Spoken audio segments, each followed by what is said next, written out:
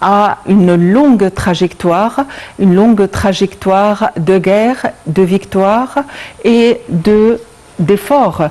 pour mettre terme à 15 ans d'occupation. Donc aujourd'hui est une année particulière et finalement une année particulière, je veux dire une journée particulière marquant la restitution du Sinaï qui était aussi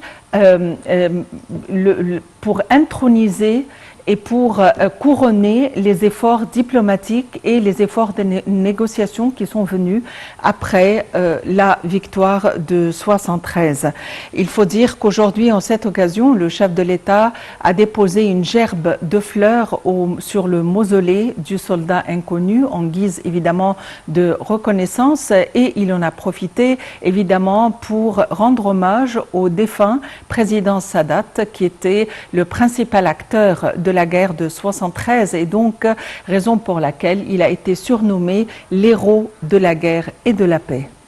Oui, et raison pour laquelle il a aussi remporté le prix Nobel de la paix, vu donc ses efforts en temps de guerre et aussi en temps de paix, puisqu'il était l'initiateur de le traité de paix de Camp David. Aussi, le président Abdel Fattah el-Sisi a prononcé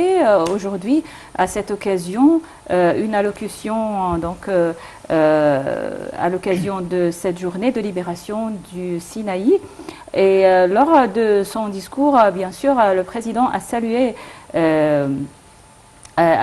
le feu président Anwar el-Sadat, héros de la guerre et de la paix, et aussi il a salué la mémoire des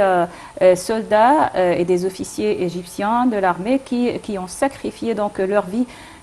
pour la victoire du 6 octobre et pour la libération du Sinaï. Le président al-Sisi aussi, lors de son discours, a loué les sacrifices